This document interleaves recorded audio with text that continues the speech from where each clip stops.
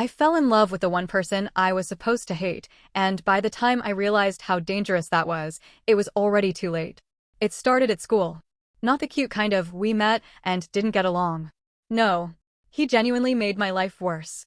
Every time I walked into class, he had something to say, loud enough for people to hear, quiet enough to pretend it was a joke. And people laughed. That was the worst part. Not even because it was funny, but because no one wanted to be on his bad side. I tried ignoring him. That only made it worse. One day, he accidentally bumped into me in the hallway and my books went everywhere. Papers, notes, everything I worked on for weeks just scattered across the floor. I remember kneeling down, trying to pick everything up quickly while people stepped over me like I wasn't even there. And then, he crouched down too. For a second, I thought he was going to help. Instead, he leaned in and said quietly, "You make this too easy, you know that?" Then he stood up and walked away like nothing happened. That should have been enough for me to hate him forever. But things didn't stay like that. A few weeks later, we got paired for a project. Of course. Out of everyone in the class, it had to be him. I almost asked the teacher to switch, but something stopped me. Maybe pride. Maybe I didn't want him to think he had that much control over me. The first time we actually had to sit and work together, it was different. He wasn't loud. He wasn't mocking me. He just worked. I remember watching him for a moment, confused. This wasn't the same person who embarrassed me in front of everyone. He noticed me staring and raised an eyebrow. "What?" he asked. "Nothing," I said quickly, looking away. But it wasn't nothing. That was the first crack in everything I thought I knew about him. We started meeting after school to finish the project. At first, it was strictly business. Short conversations. No eye contact. Just getting it done. Then one day it rained. Hard. We were stuck waiting under the school entrance because neither of us had an umbrella. It was quiet for a while, just the sound of rain hitting the ground. Then he sighed. "I don't actually hate you, you know," he said. I laughed a little. "That's funny. I'm serious." I looked at him then, really looked at him, trying to figure out if this was another joke. But his face didn't have that usual smirk. "Then why do you act like that?" I asked. He shrugged.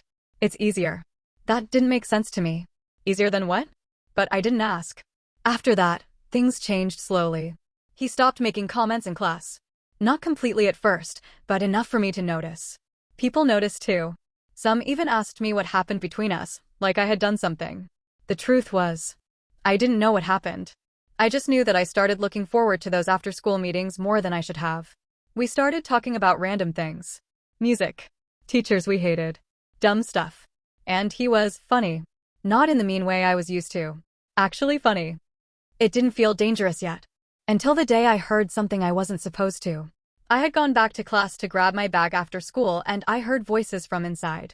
The door was slightly open. I recognized his voice immediately. "I told you, it's just part of it," he was saying. Another guy laughed. "So you're still messing with her?" "Not like before," he replied.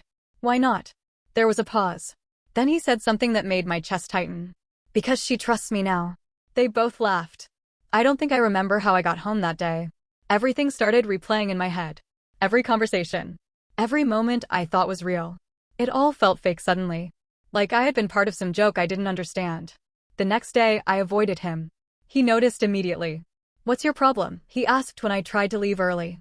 "Nothing," I said, not even looking at him. "Don't do that." "Do what?" "This." Acting like I did something. I almost laughed. "You didn't." I asked, finally looking at him. He frowned, confused. "What are you talking about?" For a second. I hesitated. Because a part of me didn't want it to be true. But I had already heard it. "You said it yourself," I said quietly. "That I trust you now. Like it's some kind of game." His expression changed instantly. Not guilty. Not defensive. Something else. "Where did you hear that?" he asked. "Does it matter?" "Yeah, it does." "Why?" I snapped. "So you can come up with a better excuse?" I wasn't. He stopped, running a hand through his hair. "That's not what it sounded like." It sounded exactly like what it was. There was a long silence between us. And then he said something I didn't expect. "You weren't supposed to hear that." That hurt more than anything else. Not, "It's not true." Not, "You're wrong." Just, "You weren't supposed to know." I nodded slowly. Got it. After that, I cut him off completely. No more talking. No more after school. Nothing. And for a while, I felt better. Stronger. Like I had taken control back.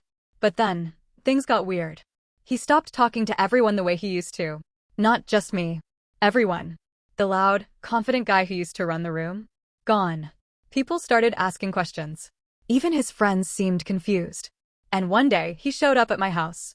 I didn't even know how he got my address. When I opened the door and saw him standing there, my first instinct was to close it. But he spoke before I could. "Just listen," he said. "Then I'll leave."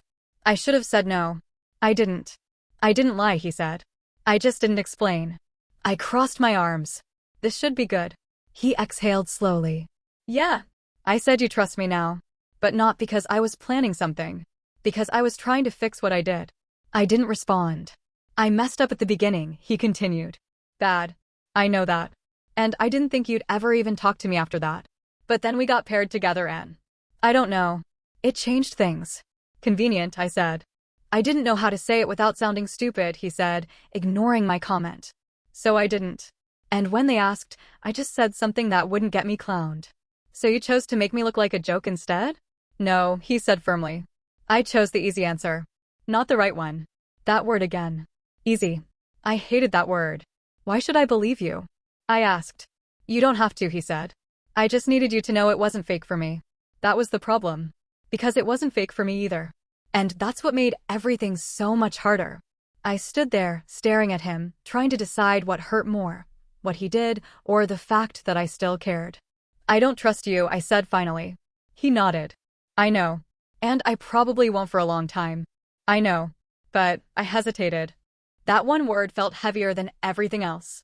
"But I don't think I hate you either." For the first time since he got there, he smiled. Not the arrogant, annoying smile I was used to. A real one.